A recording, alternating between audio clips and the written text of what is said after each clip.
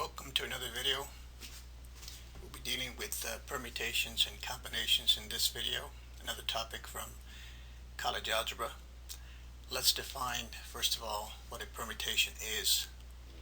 A permutation is an arrangement of objects or numbers where the order is important. A combination is basically a collection of objects where the order is not important. Let's consider, say, the numbers 1, 2, 3. If I leave the numbers in the order 1, 2, 3, I could say that's 123.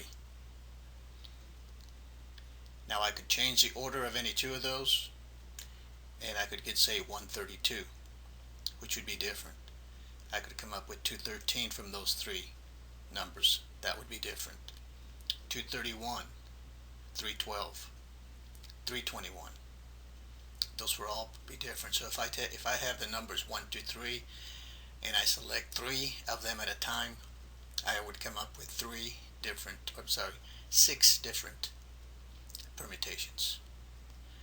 However, if I'm considering a combination, since the order is not important, it doesn't matter what order I put them. I can put them 1, 2, 3, 1, 3, 2, 2, 1, 3, 2, 3, 1, 3, 12, 3, 21, and it's still the same set of numbers. So you can think of it as a combination as a set.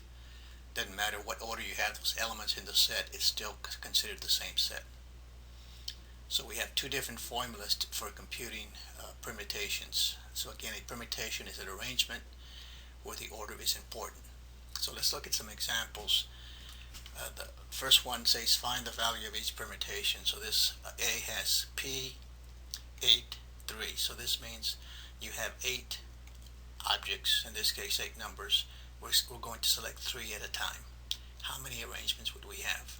Okay, here's your formula. The formula is n, where the first number is n here, and the second one is r. So from the n we're selecting r, and the formula is n factorial divided by n minus r factorial. So I would remind you that the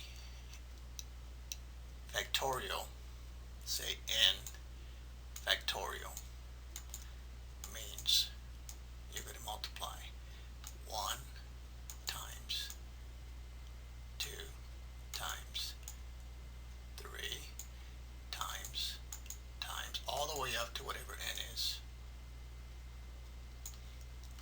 So if you have 1 factorial, that's going to be 1. If you have 2 factorial, that's going to be 1 times 2, which is 2. If you have 3 factorial, that'll be 1 times 2 times 3. That will be 6. Okay, if I have 3 factorial. If I have 4 factorial, that'll be 1 times 2 times 3 times 4, which is 24. So basically that means we're just multiplying the numbers from 1 all the way up to whatever n is. By definition, 0 factorial is defined to be 1. Okay. So if we use this formula here and we want to find permutations of 8 things taken 3 at a time, according to the formula, then it would be 8 factorial divided by, okay, then at the bottom we have 8 minus 3. That'll give us 5 factorial. And then you would have to compute this out. So you'd have to compute 8 factorial, 1 times 2 times 3 times 4 times 5 times 6 times 7 times 8. And that's going to give you 40,320. Now you can also use the factorial key on your calculator if you want to figure this out. 5 factorial would be 1 times 2 times 3 times 4 times 5. That would give you 120. So 40,320 320 divided by 120. This would come out to 336.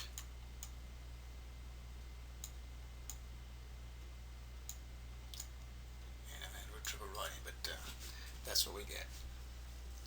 336.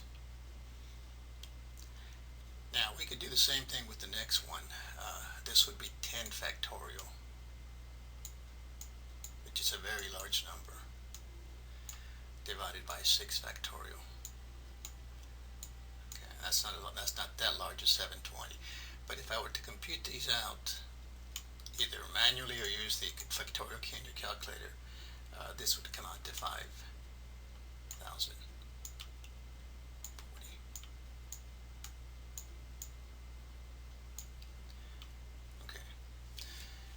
So the number of permutations of 8 things taken 3 at a time is 336. The number of permutations of 10 things taken 4 at a time is 5,040. Okay. Now it's more convenient, however, if you're going to use a calculator, you might as well take advantage of it. So I'm going to compute this out using the calculator. So notice here's what I've got. Turn the calculator on, and at the home screen I'm going to put 8. I have 8 things taken 3 at a time. Go to the math menu, over to the last menu, which is probability.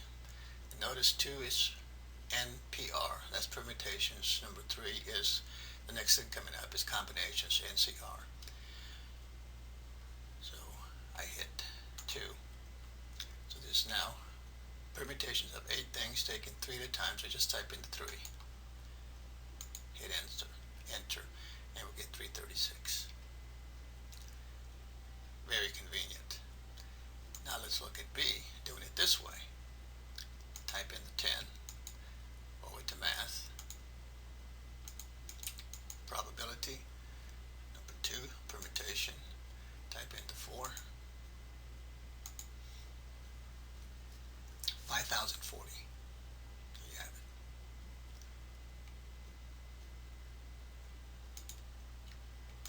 Now, the next set of problems is find the value of each combination. So, notice I have the same values here, 8, 3, 10, and 4. But these are combinations, so we expect that we're going to have less. The number here is going to be smaller than over here because the order here is not important. Here's your formula. Okay, so we could put the n is 8 and the 3 is r. So this would be, if I use the formula, this would be 8 factorial on top. 8 minus 3 is 5 factorial, and then this would be 3 factorial, and I compute this out.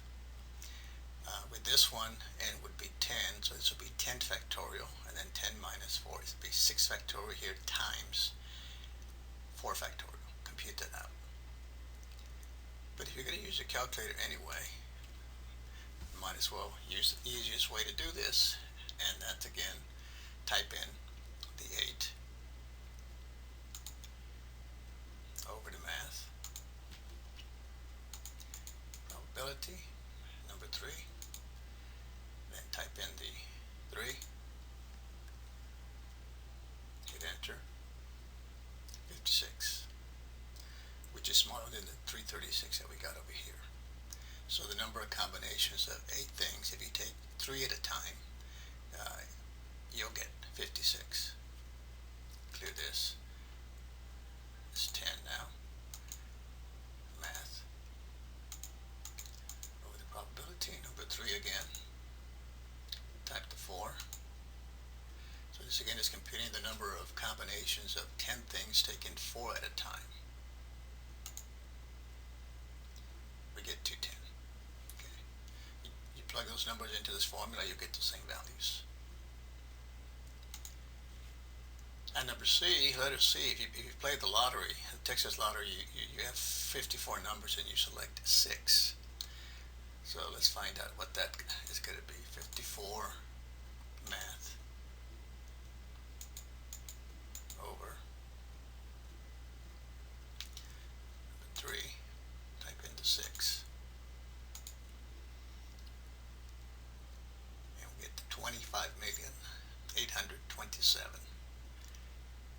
865. So you play the lottery.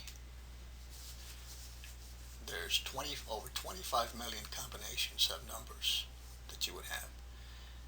So your chances of winning, or your probability of winning, which is what usually comes after permutations and combinations, you use these in probability.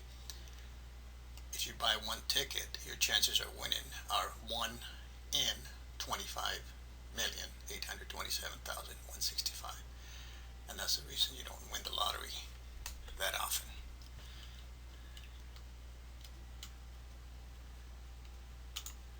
Okay.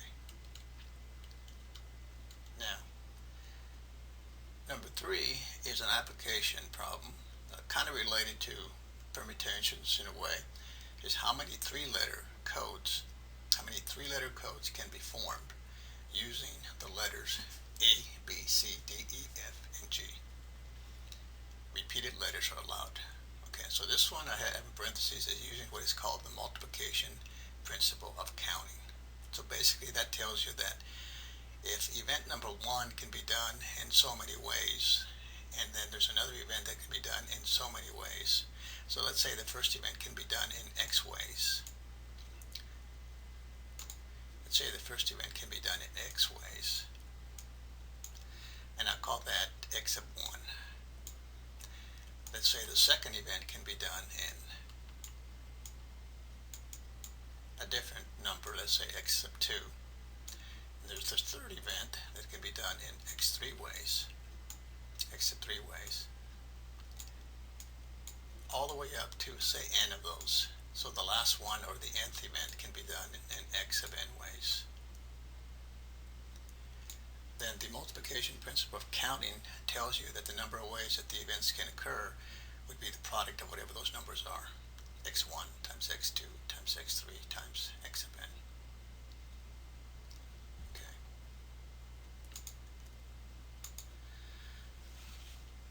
So in this case we have 3 codes. So let me do it this way. 3 codes. Okay. And we can use these letters. 1, 2, 3, 4, 5, 6, 7 of them. And letters can be repeated. Okay. So for the first event, I can select any one of the 7. So this would be 7 here.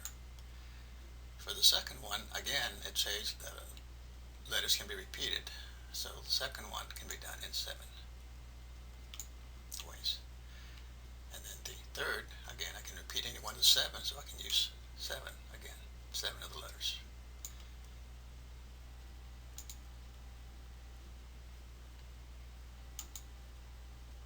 So according to the multiplication principle then, I would simply multiply these out.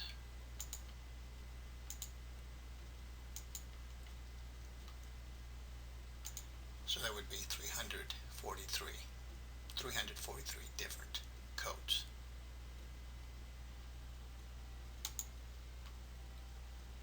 Okay.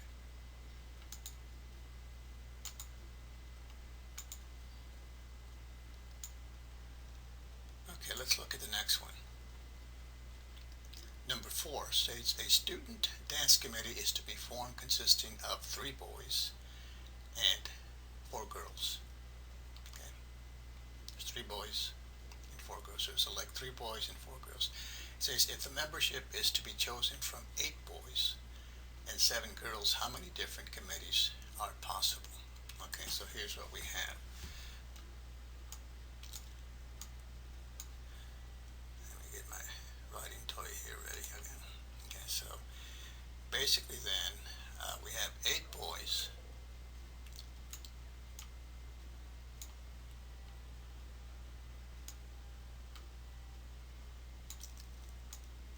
And from the 8, we're going to select 3. So this will be 3.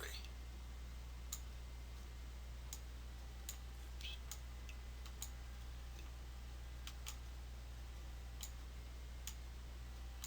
And then there's 7 girls. And from the girls, we're going to select 4.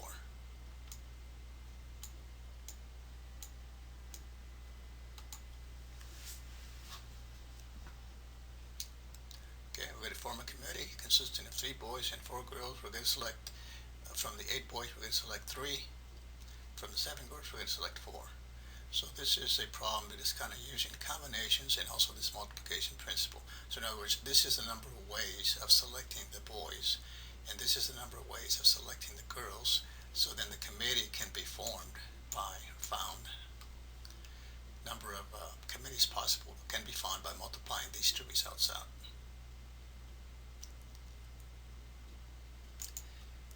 Okay, so let's take the calculator and let's see, did we find these values before or not? Yeah. 8 select 3. So this one we had already found to be 56. So this is 56 here times. And then the other one we had, let's see, double check here. No.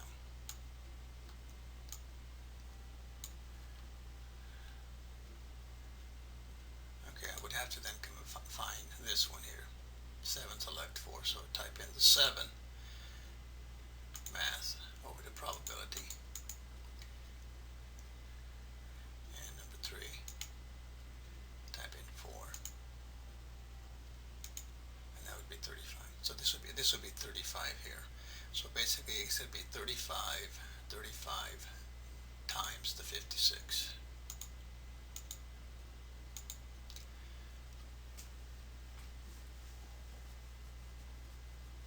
So 1960. How many different committees are possible? 1960. Okay, that's going to conclude this video. Again, and I encourage you again that if you would like to have access to more of these videos, please subscribe to this channel and you'll have first access to them. The only thing you need is a Google account. And I hope to hear from you. And again, if you have any suggestions, please put some comments at the bottom. If you want other topics covered, just let me know. And I'll see you in the next video.